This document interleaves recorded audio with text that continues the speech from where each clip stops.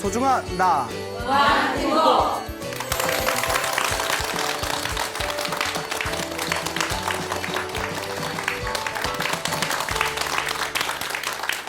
예, 만나서 반갑습니다. 예, 광우 스님이라고 합니다. 여러분들 살아오면서 혹시 살생 해본 적 있으신가요? 모기도 안 잡아봤어요? 모기는 생명 아닌가요? 예, 모기도 살생이죠. 예. 자, 그리고 모기, 그래, 이제 작은 것부터 시작해 볼까요? 모기 잡아보셨죠? 그러면 파리 잡아보셨나요? 좋아요. 그러면 바퀴벌레 잡아보셨나요? 많이 잡아보셨나요? 그 더 위로 올라가서 생선 잡아보셨나요? 여기서는 예, 먹어만 봤군요. 예. 개 잡아보셨나요? 개 안 잡아보고. 그 송아지도 안 잡아봤겠네요. 예, 그러면 사람도 죽여본 적 없겠네요. 예, 알겠어요. 예. 살생, 불교에서 가장 무거운 업보가 살생인데요. 살아있는 생명을 죽이는 걸 다 살생이라고 합니다. 근데 살생이라고 해서 받는 업보가 다 똑같은 건 아니랍니다. 그 불교 교리의 백과사전이라고 불리우는 구사론이란 책이 있어요. 그 구사론의 책에 보면 크기가 작고 지적 능력이 낮을수록 그런 살생은 좀 약하다고 했습니다. 그러니까 모기나 파리를 죽이는 살생은 좀 약한 편이고, 그리고 토끼나 개, 뭐 돼지로 올라갈수록 업보가 점점 무거워지고, 그리고 사람을 죽이는 업이 제일 무섭답니다. 사람을 죽이는 업 중에서도 나쁜 사람을 죽인 업은 좀 약하지만 착한 사람을 죽인 업보는 엄청나게 또 무겁답니다. 착한 사람을 가운데서도 수행을 하시는 분, 그리고 깨달음을 얻으신 분을 이렇게 이제 해를 입히는 것은 죽어서 엄청난 무간지옥에 떨어지는 무거운 업이 된다고 합니다. 그러니까 자그마한 미물일지라도 우리가 살생을 안 하는 게 좋죠. 예, 그 제가 존경하는 대만의 정공법사라는 분이 계십니다. 이 대만의 정공법사께서 연세가 지금 90이 넘으셨어요. 연세가 90이 넘으셨는데 아직도 활발하게 그 설법 활동을 하고 계시는 그 대만의 큰 스님이십니다. 이 정공법사 스님께서 젊었을 때 아버지께서 사냥을 좋아하셨답니다.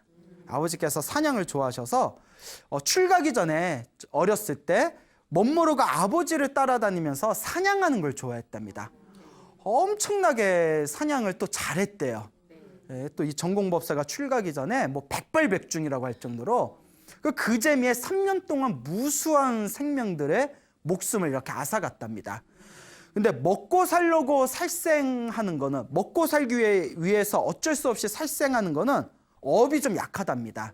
짐승을 살생할 때. 근데 재미로 살생을 하는 거는 또 업이 엄청 무겁답니다. 그래서 사냥이라는 것도 재미로 보통 하지 않습니까? 그러니까 재미 삼아서 3년 동안 그런 살생의 업을 졌는데 어느 날 아버지가 점을 봤는데 그 용한 점쟁이가 이 전공법사의 아버님한테 당신은 45을 못 넘길 겁니다 이러더래요. 그 아버지가 이제 불안해가지고 하던 일을 다 내려놓고 고향으로 내려왔는데 고향으로 내려온 지 한 반년 정도가 지났을 때, 그러니까 그때 아버지 나이 45이셨대요. 갑자기 이제 큰 병에 걸리셨는데 그 병만 걸린 게 아니라 정신도 이렇게 돌아버리셨대요. 그래서 막 발광을 하는데 산을 보면 막 산으로 뛰어가고 물을 보면 막 물속에 들어가더래요. 그렇게 한동안 정신을 잃고 이렇게 발광을 하시다가 힘들게 세상을 떠났답니다.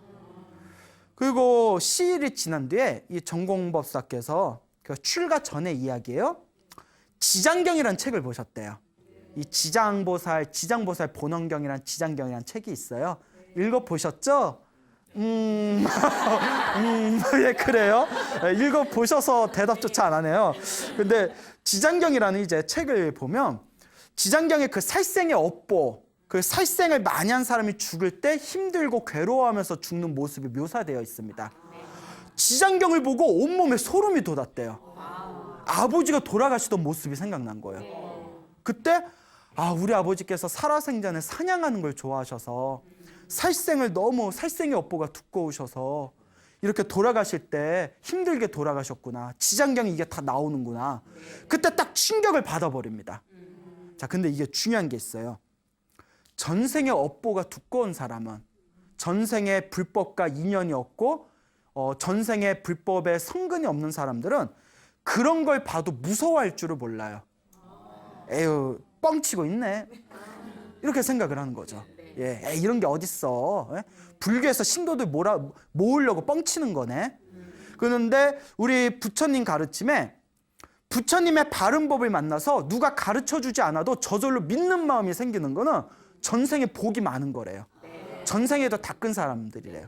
여러분들이 BTN에 나오는 큰 스님들의 법문을 듣거나 우리 소나무의 설법을 듣고 나서 딱 믿는 마음이 생긴다면 여러분들 전생에 복을 많이 지은 거예요. 어디 한번 보자. 어디 한번 보자. 아니야. 아니야. 예, 더 닦아야 돼요. 예. 자, 어쨌거나. 그러니까 지장경을 보고 충격을 받아서 이제부터 내가 절대 살생을 하지 않겠다. 이제 맹세를 하십니다. 그 나중에 이제 출가를 하신 뒤에는 머리 깎고 출가를 하셔서 이 전공법사가 출가하고 나서 평생 닦은 게 3가지가 있대요. 첫째, 방생을 많이 했답니다. 방생 들어보셨죠? 예, 이제 그 죽어가는 생명들을 살려거나 이렇게 이제 죽을 운명에 처한 짐승들을 풀어주는 거. 그러니까 방생을 많이 한 게 당신이 이제 어렸을 때 살생을 했던 업보를 조금이라도 녹이기 위해서. 그래서 이제 했고, 2번째는 아픈 사람들한테 의약품을 많이 보시했대요. 약값을 많이 보시했답니다. 그리고 3번째는 그분이 이제 전공법사가 부처님의 법을 좋아했기 때문에 경전을 찍어가지고 사람들한테 나누는 법보시를 많이 하셨답니다. 그래서 방생을 많이 하셨고 약보시를 많이 했고 법보시를 많이 했다. 자, 근데 이 전공법사께서 그 출가를 하시고 나서 당신 위로 친한 동갑내기 사형이 있었답니다. 사형이 2명 있었대요. 동갑인 사형 2명이 있었는데 이 동갑 사형 2명과 함께 셋이서 심심풀이로 어느 유명한 점쟁이를 만나게 됐대요. 점쟁이가 이렇게 점을 보더니 아, 스님들 3분은 안타깝지만 45을 못 넘길 겁니다 이러더래요. 그러니까 뭐 만약에 뭐 이렇게 역술가가 아유, 광호 스님 지금 나이가 어떻게 돼요? 뭐 지금 저 30대 후반. 아유, 45을 못 넘기겠네 이러면 기분 좋겠어요, 나쁘겠어요? 아, 나쁘죠. 나빠도 어떡해? 뭐 때려? 자, 어떻게 해요, 나쁘면? 그러니까 이제 그 얘기를 듣고 전공법사가 무슨 생각을 했냐면 당신 할아버지께서도 45에 돌아가셨대요. 당신 큰아버지도 45에 돌아가셨답니다. 그리고 당신 아버지도 몇 살에 돌아가셨어요? 45에 돌아가셨대요. 예. 그러니까 자기도 45에 죽는다는 얘기를 듣고 뭔가 기분이 좀 싸하더래요. 근데서 이렇게 시일이 지난 뒤에 아니나 다를까 그 사형 2명 있었다고 했잖아요. 첫 번째 사형이 45 되는 해 2월 달에 세상을 떠났답니다. 2번째 사형도 45살 되는 해 5월 달에 세상을 떠나셨대요. 그러니까 그 점쟁이가 맞춘 대로. 예. 찾아가 보고 싶죠, 한번. 너무 용하다. 예? 어디 대만이야, 중국이야? 한번 예? 한번 저기 가야겠네. 자, 어쨌거나 근데 이제 자기도 이제 45살이 됐을 때 여름에 대만의 시방 대각사라는 절이 있었대요. 예, 시방 대각사. 예, 예. 왜 웃어요? 예? 예? 시방 대각사. 예, 예. 시방에서 빵 터졌나요? 예? 그 시방 대각사라는 절이 있었는데 이 대각사의 큰 스님께서 이제 45살이 된 이제 전공법사스님을 초빙을 해서 능엄경이란 경전을 좀 강의해달라 부탁을 했답니다. 그래서 수능엄경이란 경전이 있어요. 그 능엄경 경전을 강의하다가 7월 달이 됐을 때 강의하는 중간에 갑자기 병을 얻었대요. 근데 아무리 약을 쓰고 의사를 만나도 치료가 안 되더랍니다.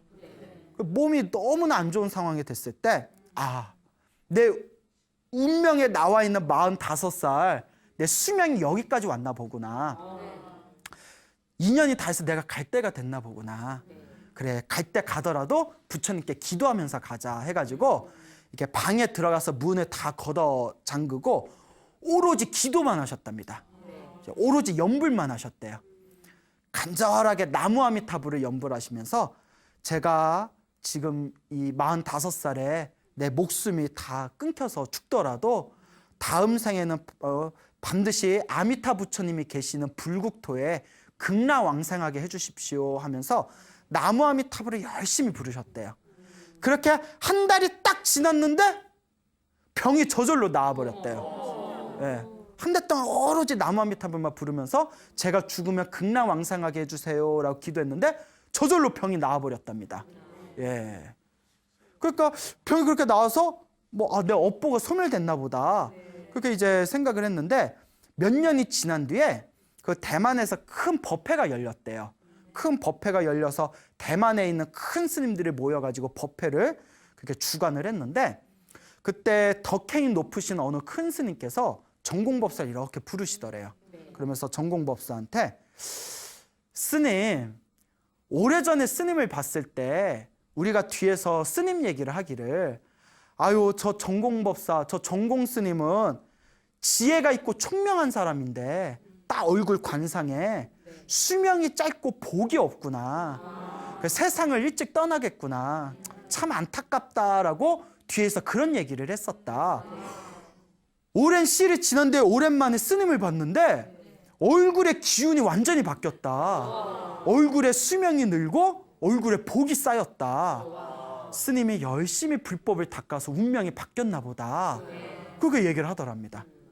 그래서 이제 전공스님께서 하신 말씀에 그때 45살에 문을 걷어잠그고 방에서 오로지 나무 아미타불을 연불하다가 몸에 병이 나은 뒤로 지금 90이 다 된 지금까지 한 번도 병에 걸려본 적이 없대요. 그냥 뭐 약한 잔병 정도는 뭐 스쳐가셨겠지만 한 번도 병원에 가본 적이 없었다.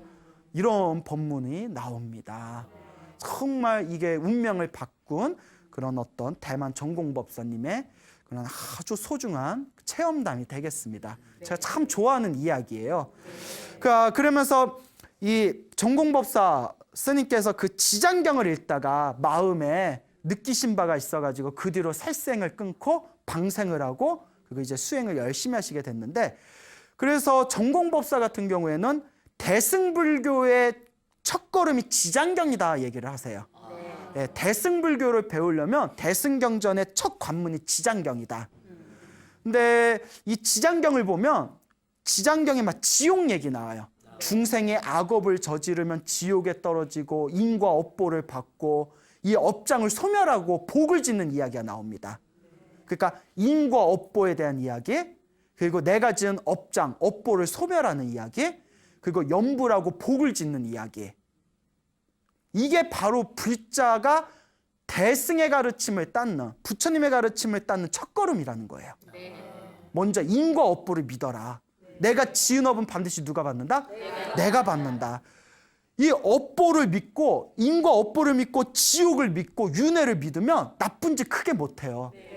내가 살생을 저지르면 다음 생에 내가 무서운 업보를 받을 텐데 내가 지금 이익을 위해서 이 사람을 속이고 이 사람 뒤통수를 치며 내가 무서운 업보를 받을 텐데 내가 높은 자리에 있다고 요새 뉴스에 그런 얘기만 나오잖아요.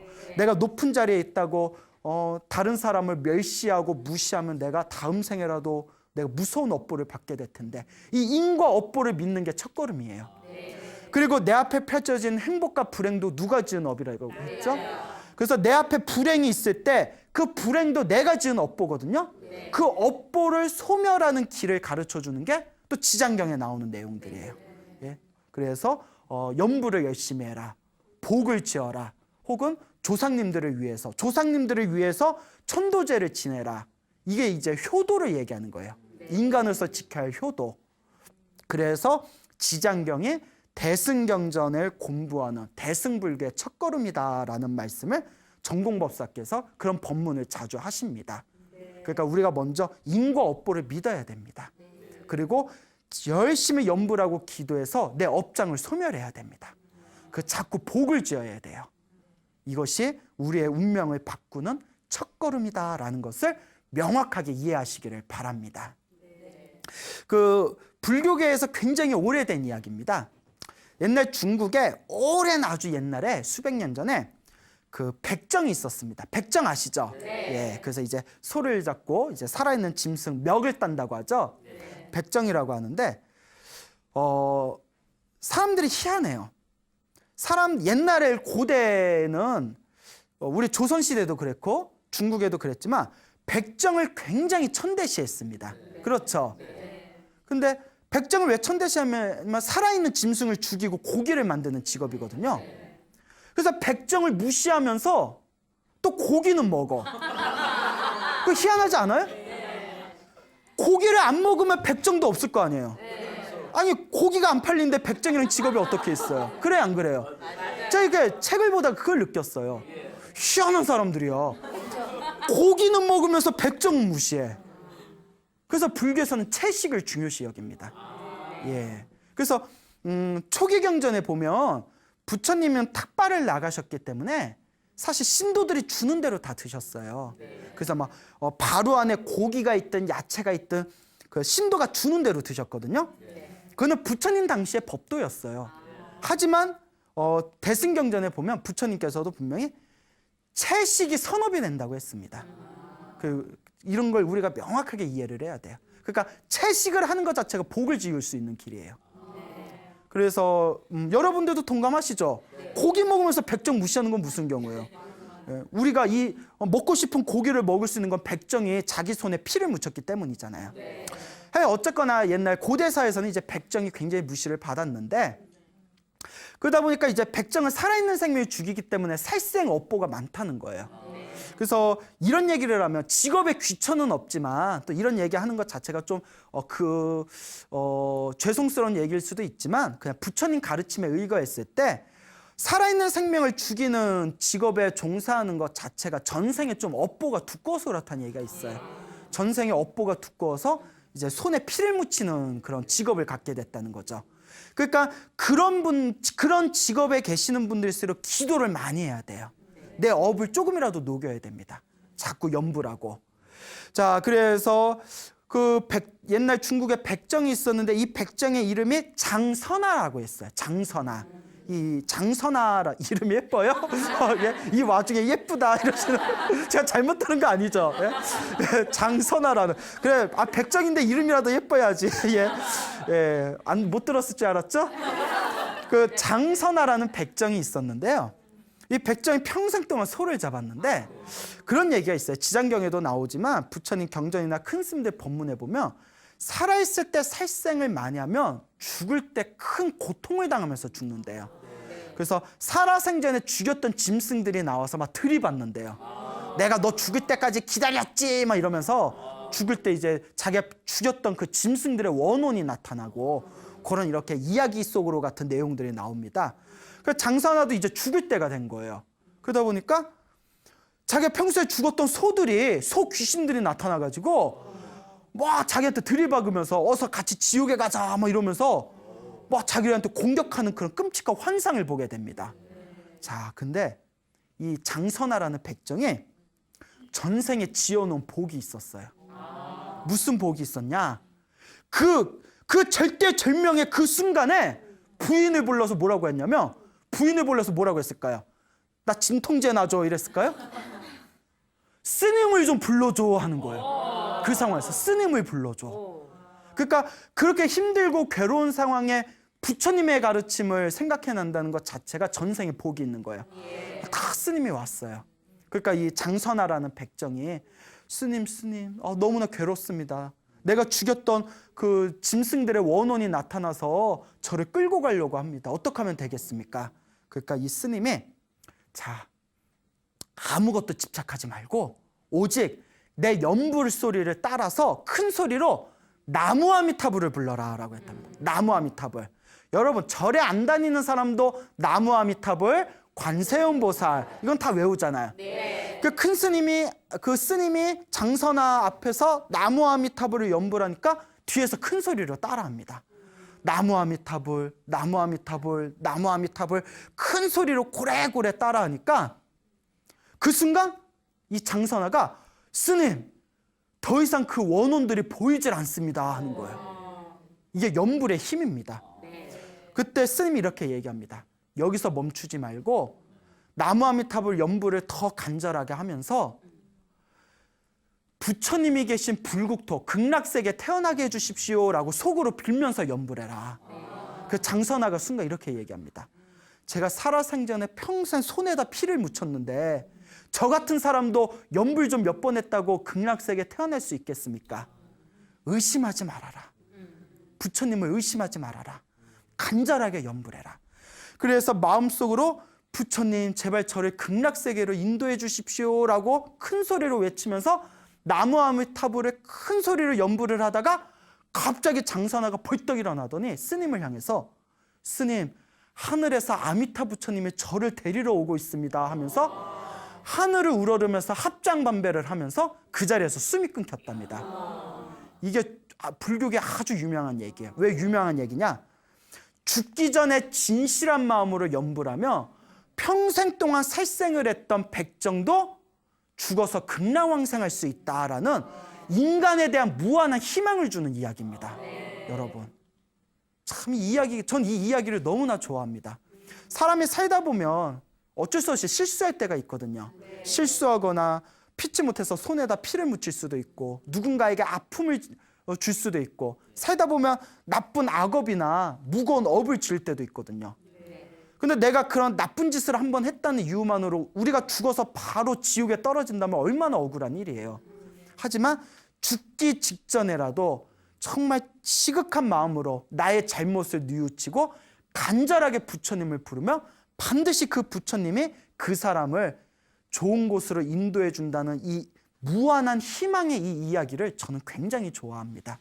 그러니까 살다가 혹시 살면서 노여워하거나 슬퍼하거나 서러워하거나 큰 실수를 저지르신 분들이 있다면 내가 저질렀던 그 모든 잘못을 지극한 마음으로 참여하시면서 말년에라도 열심히 연불하시기 바랍니다. 자, 이와 비슷한 얘기가 있습니다. 금방 소 얘기했잖아요. 그 중국에 오래전에 있었던 얘기래요. 그 어느 불심이 깊은 거사님이 그 고백하신 이야기인데 당신이 그 어렸을 때 산에서 농사를 짓고 살았는데 19살이 되었을 때 이제 일을 하려다 보니까 막 물건 같은 게 무겁고 그렇잖아요. 그래서 지금은 트랙터 있잖아요. 트랙터. 트랙터 아세요? 트랙터? 예, 그 뭐 경운기 트랙터 있잖아요.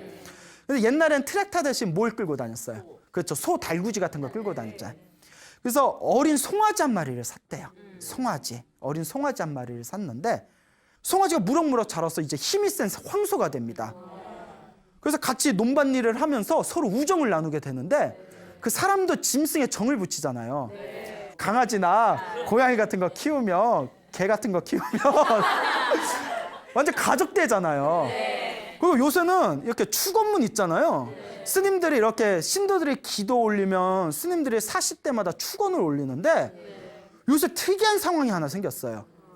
이렇게 가족 이름을 읽다가 밑에 뭐 찰리 뭐 찰리 그래서 우리 찰리가 뭔가 외국에서 왔나? 발음도 이게 딱 쫙 붙어요.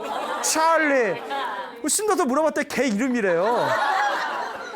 무슨 개 이름을 축원문에 올리냐고. 가족이라고. 여러분 요새는 개가 죽여도 죄지네요. 애완견 자기 반려 죽으면 천도제 지내는 그 포교당도 있어요. 그러니까 그렇게 사람의 정이 무서운 거예요. 그렇죠. 그렇게 따지면 그 키우다가 짐승 버리는 사람들 그 진짜 무거운 업보를 받습니다. 예전에 한번 소나무에서도 그런 얘기 한 적이 있는데 찔리는 분 있어요? 예? 어머 경포대 해수욕장에다가 예? 우리 찰리 버리고 왔는데 예? 예. 살아있는 짐승 함부로 버리면 안 됩니다. 정든 짐승 함부로 버리면 정말 나중에 업으로 돌아옵니다. 자, 어쨌거나 그러니까 제일 나쁜 업보 중에 하나가 우리 옛날 시골 사람들 그런 거 모르잖아요. 키우던 게 복날에 잡아먹는 거. 무거워. 예. 아니 모르는 게도 아니고 예? 그렇잖아요. 순돌아 하고 키우다가 복날이 언제야? 며칠 남았어. 순돌아 그때까지 참아. 뭐 이러고. 이거 무서운 업을 받는 거예요. 제가 좀 우습게 얘기를 했지만, 그러니까 그런 과거가 있는 분들은 정말 기도 많이 하셔야 돼요. 다음 생에라도 받을 수 있습니다. 그 소하고 정이 들었는데 완전 친형제처럼 지냈대요. 얼마나 오만 정이 다 들었잖아요. 그런데 10년이 지나서 소가 몸에서 힘이 떨어지고 늙어버리니까 그러니까 인간이 무서워요. 팔아버리려고 마음을 먹습니다. 이제 소를 팔기로 딱 약속을 했는데 다음날 소 팔기로 소장수하고 얘기가 끝났는데 그날 꿈을 꿨는데 소가 눈물을 뚝뚝 흘리는 꿈을 꾼 거예요. 꿈에서. 그 꿈에서 깨서 희한하다 해가지고 외양간에 가서 소한테 먹을 거 줬는데 소가 먹지 않고 눈물을 흘리더래요. 소가 아는 거야. 그걸 어떻게 알까? 그걸 어떻게 알까요? 영물이야. 근데 제가 이런 이야기를 다 이렇게 보면서 느낀 게 이걸 소들이 어떻게 알까? 그 소들이 자기 잡혀갈 때 눈물 뚝뚝 흘린다는 이야기 있잖아요. 그걸 어떻게 알까? 예. 그러면서 또 뭐 이렇게 또 우리 소고기 이렇게 한우로 주세요. 그렇게 기름 쪼르르. 아니야 한우는 덜 익어도 돼. 뭐 이러면서 다 드셔보셨잖아요. 그렇죠. 그러니까 이제 소가 눈물을 뚝뚝 흘리면서 그런데도 팔아버린 거예요. 근데 문제가 뭐냐면 10년을 같이 지낸 그 친연자 같은 소를 판 뒤에 어느 날부턴가 꿈에서 그 소가 나타나더랍니다. 꿈에 소가 나타나서 막 자기한테 막 들이받는 꿈도 꾸고 소가 나타나서 자기한테 막 경고하는 꿈도 꾸고. 근데 희한한 게 소 꿈을 꾸고 나면 그 다음날 꼭 안 좋은 일이 생기더래요. 그러니까 몇 년이 지난 뒤에는 그게 딱 버릇이 돼서 소 꿈만 꿨다면 그 다음날 일을 안 나갔대요. 소 꿈을 꾸면 꼭 안 좋은 일이 생겨서. 그 이제 뭐가 있는 거죠. 소귀신 붙었나 보다. 소귀신. 그래서 그분은 이제 그 중국의 상해라고 있잖아요. 상해. 샹하이라고 하죠. 샹하이. 그 상하이에 갔는데 거기 이제 누님이 불심이 독실하셨답니다. 그 불심이 지극한 그 누님이 너와 소와의 관계에 아직 청산되지 않은 빚이 있는 거다. 네가 소한테 잘못을 했으니 소가 좋은 곳에 갈 수 있도록 소의 그 혼이 좋은 데 갈 수 있도록 기도를 해줘라 하면서 7일 동안 일주일 동안 나무 아미탑을 연불 수행을 하는데 7일 동안 나무 아미탑을 108염주를 돌리면서 나무 아미탑을 108염주를 21번 돌리고 그러면 한 몇 번이에요? 108번을 21번 돌리면 이게 뭡니까? 약 2,000번 넘죠? 약 2,000번 넘지 않습니까? 나 많은 거 기대 안 해요. 그것도 계산 안 돼요? 2,200번 되려나? 하여튼 그 108염주를 나무 아미탑을 부르면서 21번을 돌려라. 이걸 7일 동안 기도를 하라고 했어요. 그리고 기도를 마치고 난 뒤에는 그 소를 생각하면서 부디 좋은 곳에 가렴이라고 기도를 해줬답니다. 그 나무 아미탑의 7일 기도가 딱 끝나고 난 뒤에 그 뒤로는 한 번도 소가 나타나질 않았답니다. 서로의 빚이 청산이 된 거죠. 그러니까 여러분들도 살아오면서 후회하거나 누군가에게 미안하거나 혹은 내가 아끼던 뭐 순돌이를 갖다 버렸다거나 그러면 이렇게 기도를 좀 해주세요. 언젠가 내가 받게 됩니다. 또 내가 키우던 삐약삐약하던 병아리 잘 키워서 모가지 톡 쳐가지고 역시 씨암탉은 이거 장모님이 해줘야지 뭐 이러면서 드셨던 분들도 기도해주면 좋습니다. 그 말씀대로 근데 우리가 살면서 오만 직장 생활을 하다 보면 또 그렇게 또 살아있는 생명을 죽이는 업종이 있을 수도 있습니다. 그렇다고 내 생업이 달려있고 내 가족들이 있는데 한 번에 직장을 바꿀 수는 없잖아요. 그럴 때는 일단 급한 대로 뭐라도 많이 해라. 기도라도 많이 해줘라. 그걸 말씀드리고 싶은 거예요. 기도라도 많이 하자. 그리고 내가 지어놓은 안 좋은 업보가 있으면 그걸 자꾸 참여하면서 살자. 이것을 명심하시길 바랍니다. 또 소하고 얽힌 이야기인데요. 오늘의 주제는 소인가요? 자꾸 소 얘기가 나오네요. 약 80년 전에 있었던 일입니다. 80년 전에 그 불심이 지극한 거사님이 있었어요. 이분의 이름이 유정밀 거사님이었답니다. 유정밀이라는 중국의 80년 전에 거사님이 있었는데 자기 집에 일을 해주는 지금으로 치면 파출부 아줌마 있죠. 그 파출부 아줌마가 있었는데 이 아줌마 성씨가 섭씨였대요. 섭씨 중국성이니까. 그래서 섭씨 아줌마 했는데 근데 이 섭씨 아줌마가 아주 나쁜 그런 어떤 병이 있었대요. 나이가 들어서 시집을 간 뒤에 언젠가부터 귀신 보이는 병이 걸린 거예요. 근데 귀신이 보이면 발작을 일으키는 거예요. 이걸 전문 용어로 뭐라고 하죠? 지랄병이라고 하죠. 아니요, 인터넷 쳐보면 나와요, 실제로. 옛날엔 거의 지랄병이라고 했대요. 우리가 지랄이란 표현이 비속어지만 옛날에 실제로 이렇게 막 귀신이 보인다면서 막 발작 일으키고 이런 걸 옛날 사람들이 지랄병이라고 불렀대요. 예, 제가 없는 말 지어내는 거 아니에요. 예, 없으면 어떡하지? 네. 자, 어쨌거나 이제 그런 굉장히 안 좋은 그런 그 옛 사람들이 지랄병이라고 불리우는 병에 걸렸는데 한 번씩 주기적으로 귀신이 보이고 막 발작을 일으키고 정신을 잃어버리는 거예요. 그러다 보니까 어느 날이었대요. 또 막 귀신이 보이면서 뭐 온몸에 막 시뻘건 흉이 일어나면서 발작을 일으켜가지고 물속에 뛰어들어서 죽겠다고 난리친 걸 사람들이 끄집어냈대요. 그래서 이 유정밀 거사가 자기 집 파출부 아줌마 그러니까 가서 아주머니 왜 그러세요? 했더니 섭씨 아줌마가 눈빛이 휙 바뀌면서 나 섭씨 아줌마 아닌데? 이러더래요. 이야, 이제 무슨 영화 지금 엑소시스트 영화가 나오는 거예요. 내가 섭씨로 보여? 뭐, 네? 우리 옛날에 공포 영화 보면 공포 이야기 엄마 왜 그래? 탁 보면서 내가 아직도 엄마로 보이니? 막 이런 이야기 있잖아요. 예. 그러니까 나 섭씨 아줌마 아닌데 이러는 거예요. 유정밀 거사가 이제 불심이 지극하니까 우리 같으면 이 아줌마 왜 이러지? 뭐 이러면서 뭐 이제 경찰이나 병원에 신고를 했을 수 있겠지만 이제 불교 공부를 하신 분이라서 섭씨 아줌마가 아니면 넌 누구냐? 이랬대요. 넌 누구냐? 그러니까 그 섭씨 몸에 있는 아줌마가 하는 얘기가 우리들은 전생에 이 섭씨가 전생에 백정이었을 때 죽였던 소의 영혼들이다. 소의 원혼이다. 원혼. 나 말고 아주 96마리가 있다 이러는 거예요. 그러니까 머나먼 전생에 백정이었을 때 섭씨 아줌마가 백정이었을 때 96마리의 소를 도축을 했던 거예요. 그 원혼들이 이제 천도가 되지 못하고 섭씨 아줌마를 이번 생에 막 괴롭히고 있었던 거예요. 그가 막 그런 어떤 정신병을 일으켰던 거예요. 그러니까 유정밀 거사가 왜 이 아줌마를 괴롭히냐? 왜 그런 거냐 했더니 전생에 이가 백정이었을 때 우리 몸을 피를 내고 우리 살을 찢고 우리의 목숨을 앗아갔다. 우리는 아직도 그 고통 속에서 헤매고 있다. 그래서 복수하기 위해서 호신탐탐 노리고 있었던 것이다. 복수할 거다 이러는 거예요. 그때 유정밀 거사 이렇게 얘기합니다. 그러지 마라. 잘 생각해봐라.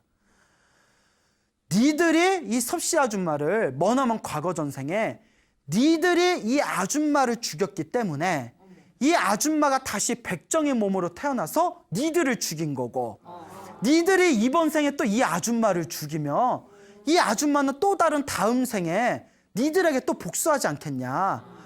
이렇게 복수가 복수를 낳고 끝이 없으니 언제쯤에 이 원한이 다 사라지겠냐. 그러니 그러지 말고 여기서 원한을 놓아버려라 하는 거예요. 근데 소의 귀신들이 그 얘기 딱 들어듣고 맞네 하고 알아듣는 거예요. 또 착해 역시 소들이 착해. 맞네요 이러는 거예요. 그러면서 하는 얘기가 하지만 우리가 너무 고통스러워서 아직도 너무나 이 고통 속에 헤매이고 있어서 자꾸 화가 난다. 이 섭씨의 전생에 우리한테 했던 짓에 대해서 자꾸 화가 난다. 그 용서가 잘 안 된다 이러니까 이 유정밀 거사가 지금도 괴롭냐? 우리 원혼이 지금 너무나 괴로움의 상태에 빠져 있다. 그때 이 유정밀 거사가 찻잔 있죠. 하인에게 찻잔에다 차를 가져오라고 한 뒤에 하인이 가져온 찻잔에다가 주문을 외웠대요. 부처님의 주문을 이렇게 외워줬답니다. 부처님의 주문을 다 외워서 그 찻잔을 섭씨 아줌마가 마시게끔 하인에게 시켜서 이렇게 목에다가 이렇게 부어줍니다.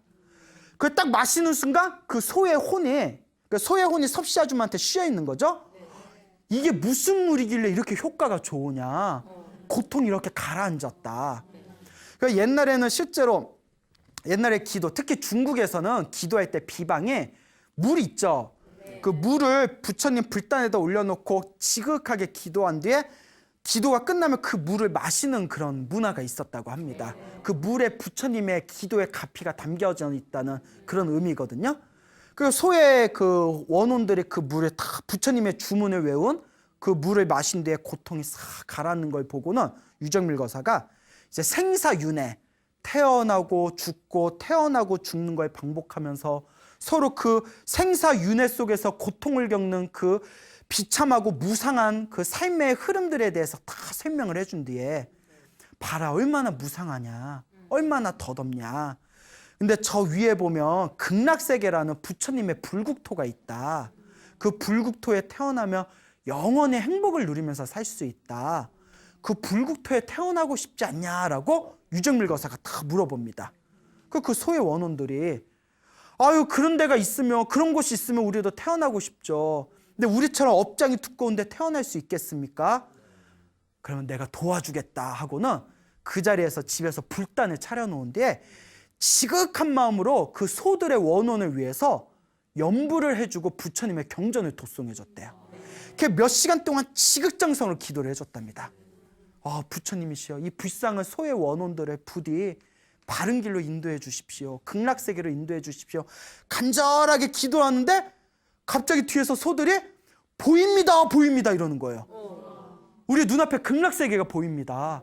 아미타 부처님이 우리를 데려가시려 하나 봅니다. 그러면서 유정밀 거사한테 고맙습니다, 고맙습니다 하면서 그 소의 원혼들이 싹 천도가 돼버렸대요. 그러니까 섭씨 아줌마가 그때 눈이 번쩍 뜨는 거예요. 그러면서 목미? 이러면서 무슨 일이 있었어요? 그 기억을 해요 못해요. 그래서 유정밀 거사 물어봤대요. 아무것도 기억이 안 나냐고. 그러니까 이 섭씨 아줌마가 하는 얘기가, 아니 갑자기 내가 정신을 잃고 꿈을 꿨는데 꿈속에서 자기가 길을 걷고 있는데 저기 길에서 피를 흘리는 소떼에 수십 마리가 자기한테 몰려오는 꿈을 꿨다. 피를 펄펄 흘리면서 그냥 수십 마리의 소들이 막 몰려오는데 너무 무서워가지고 벌벌 떠는데 어디선가 이렇게 목소리가 들리더니 갑자기 사방이 평안해지면서 소들이 막 춤을 추는 꿈을 꿨다. 소들이 막 춤을 추던. 그러니까 천도가 됐다는 거죠. 그리고는 더 이상 기억이 나지 않는다. 그래서 이제 유정밀 거사가 자초지종을 얘기해 줬대요. 다 전생에 서로 지었던 업의 원한이고 빚이다. 그러니 이제부터라도 열심히 복을 주면서 살아라. 그 사건 뒤로는 이 섭씨 아줌마가 다시는 그 귀신병에 걸리질 않았답니다. 예, 그 천도가 된 거죠. 그리고 이 사건이 생기고 나서 2년 후에 그 유정밀 거사도 결국은 머리를 깎고 출가했답니다. 머리를 깎고 출가해서 법명을 해정스님이라고 법명을 받으셨대요. 해정스님이라는 법명을 받고 나서 이분께서 당신이 출가 전에 겪었던 이야기를 이렇게 기록으로 남겨놓으셔서 지금까지 이 이야기가 전해지고 있습니다. 참 정말 이런 이야기를 들으면 믿어야 될지 말아야 될지 너무나 신비한 이야기입니다.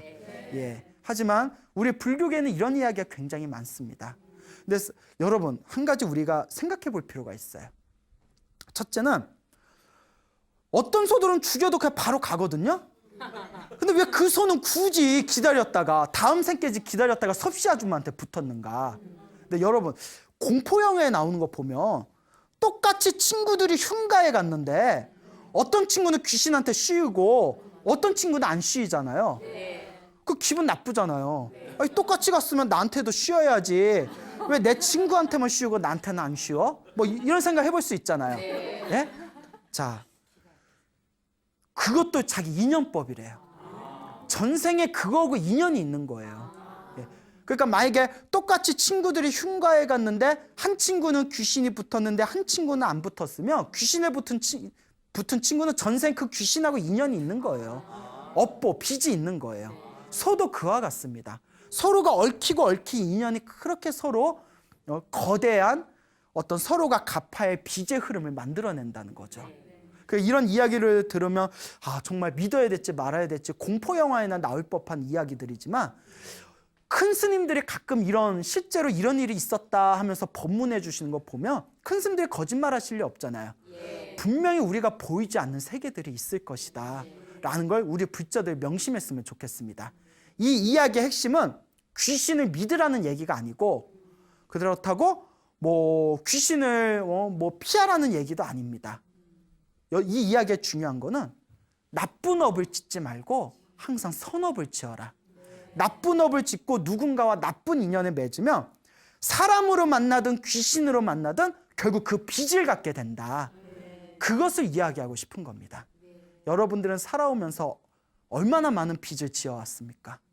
아니에요, 스님. 빌려줄 것도 없더라고요. 예? 그러면 다행이지만 우리는 살아오면서 알게 모르게 몸과 말과 생각으로 수많은 업을 짓고 수많은 빚을 지어왔습니다. 내가 지은 그 빚쟁이들이 때로는 가족의 모습으로 오기도 하고, 때로는 친구의 모습으로 오기도 하고, 때로는 직장 상사의 모습으로 오기도 하고, 때로는 정말 보이지 않는 영적인 존재로 나를 괴롭힐 수도 있습니다. 근데 어떤 존재든 결국 내가 지은 그냥 빚이에요. 그러니까 여러분, 귀신도 무서워할 필요 없대요. 내가 그 귀신과 인연이 있으니까 만났을 뿐이에요. 그 인연을 잘 풀면 됩니다. 그래서 이런 얘기가 있죠. 귀신, 사람이 더 무섭다. 예? 사람이 더 무섭다. 예. 사람이든 귀신이든 다 내 빚덩어리들입니다. 그런데 이번 생에 내가 가지고 있는 빚이 있으면 기도로 잘 풀어나가시기 바랍니다. 기도하면서 복을 많이 지으셔서 선업을 짓기 바랍니다. 기도와 선업의 힘으로 여러분들의 업장을 소멸하고 여러분들의 복력, 복의 힘이 강해진다면 여러분들의 눈에 보이는 존재건 보이지 않는 존재건 그 빚들이 천천히 해소가 되면서 여러분들의 삶이 편안해지시는 것을 느껴지게 될 겁니다. 여러분, 행복해지고 싶습니까? 네. 행복한 삶을 창조하고 싶습니까? 네. 복을 지으십시오. 선업을 지으십시오. 공덕을 쌓으십시오. 복과 선업과 공덕의 힘이 여러분들을 진정한 행복의 길로 이끌어 줄 것입니다. 오늘 여기서 마치겠습니다. 소중한 나 무한대